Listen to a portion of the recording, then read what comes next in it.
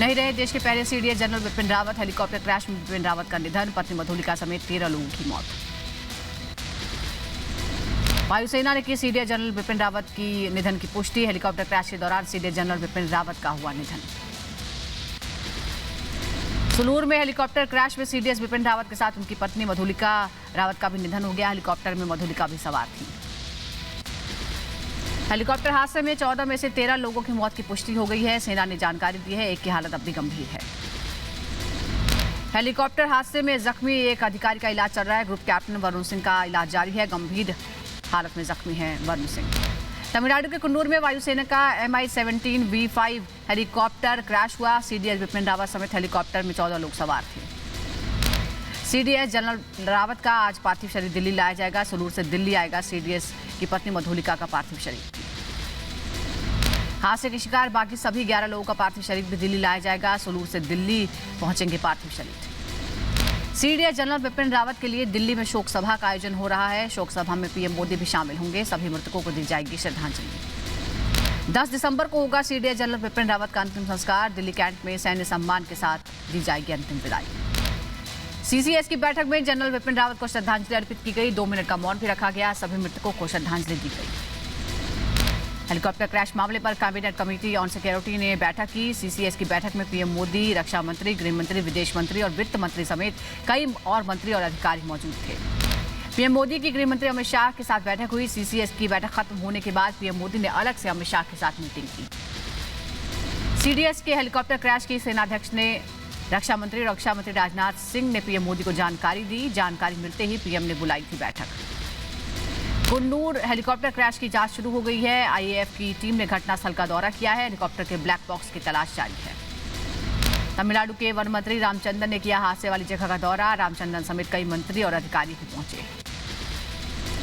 सभी मृतकों की पहचान पुख्ता करने के लिए डीएनए टेस्ट किया जाएगा। हादसे में बुरी तरह झुलसने के बाद सभी की मौत हुई है।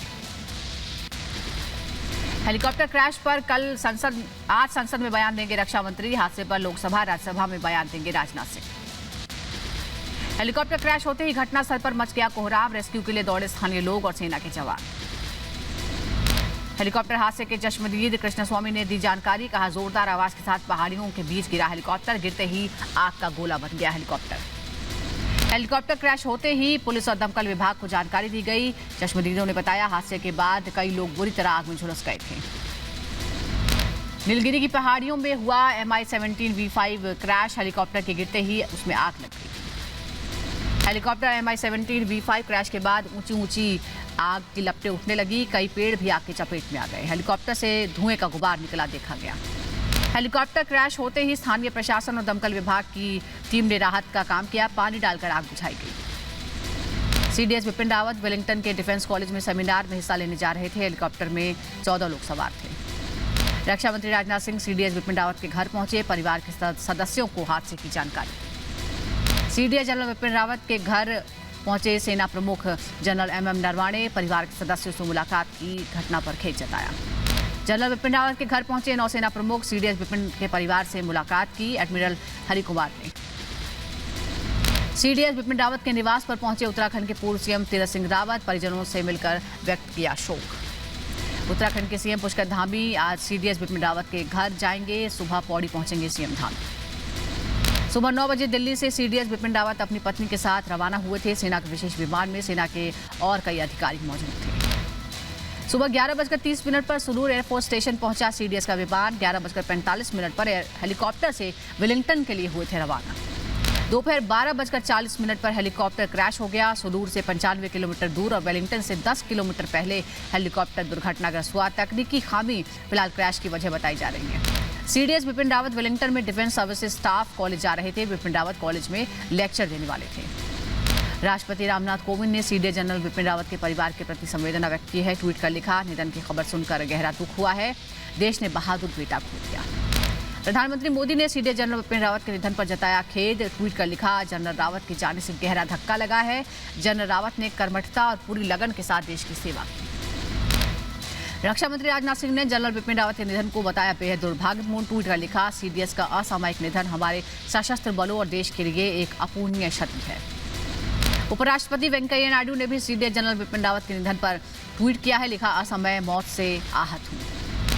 आर्मी चीफ एमएम नरवाणे ने भी सीडीएस जनरल बिपिन रावत की मौत पर खेद जताया। लिखा, जनरल रावत की असमय मौत से गहरा दुख पहुंचा है।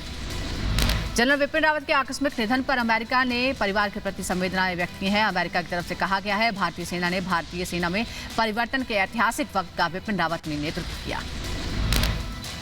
सीडीएस के हेलीकॉप्टर क्रैश पर अंतर्राष्ट्रीय समुदाय ने खेद जताया है। रूस ने लिखा है, भारत ने अपना महान देशभक्त और समर्पित हीरो खो दिया। जनरल बिपिन रावत समेत सेना के 13 अधिकारियों के निधन पर चीन ने भी अपनी संवेदनाएं प्रकट की है। चीन की तरफ से कहा गया है, सभी परिवारों के साथ चीन की सांत्वना। किसान संयुक्त मोर्चा की बैठक में सरकार के प्रस्ताव पर फिलहाल सहमति बन गई है। आज दोपहर 12 बजे एक बार फिर संयुक्त मोर्चा की बैठक होगी। आधिकारिक चिट्ठी के बिना आंदोलन वापस लेने का किसानों से इनकार। कहा, सरकार की तरफ से लिखित हस्ताक्षर नोटिफिकेशन आएगा तभी आंदोलन पर होगा फैसला। सीएम योगी आदित्यनाथ आज बहराइच, श्रावस्ती, बलरामपुर और गोरखपुर के दौरे पर रहेंगे। इस दौरान यूपी में चुनाव सभाओं को भी संबोधित कर सकते हैं सीएम योगी आदित्यनाथ का सपा और बसपा पर निशाना। योगी बोले, कोरोना काल में लापता रहने वाली सपा बसपा चुनाव में भी होम आइसोलेशन में रहना चाहिए। कोरोना काल में न एसपी दिखी न बीएसपी।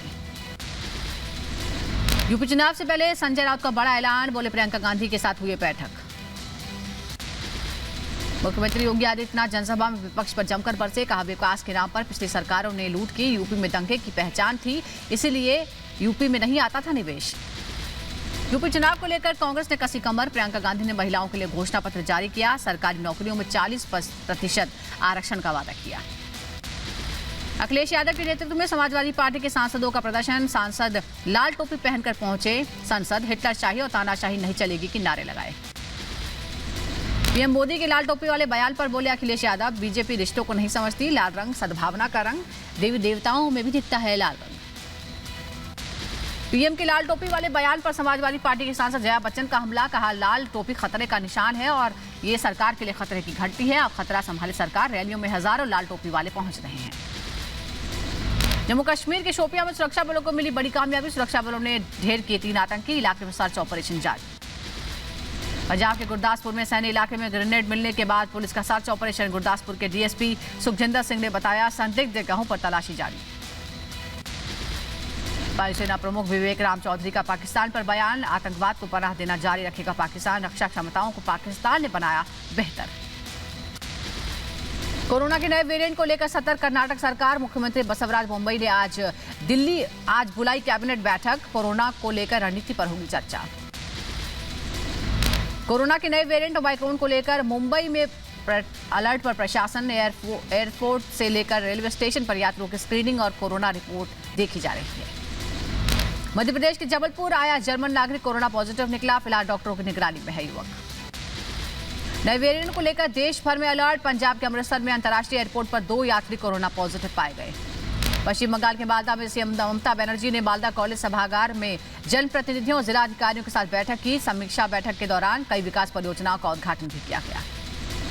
ओडिशा के भुवनेश्वर में विधानसभा परिसर में गांधी प्रतिमा के पास बीजेपी के खिलाफ बीजेडी का प्रदर्शन। बीजेडी कार्यकर्ताओं ने जमकर की नारेबाजी।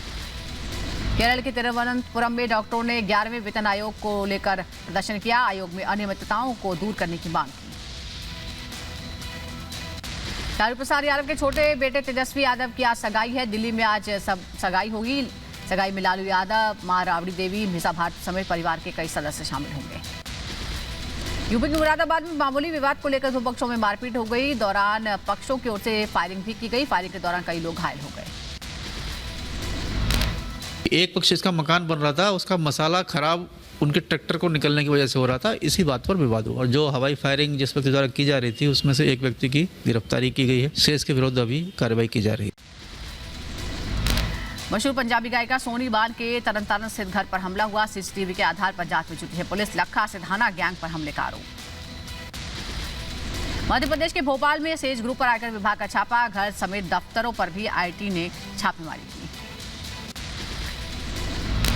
केरल में पीएफआई के खिलाफ ईडी की छापेमारी। विदेशी फंडिंग मामले में प्रवर्तन निदेशालय ने कई ठिकानों पर मारा छापा। दस्तावेज भी जब्त किए।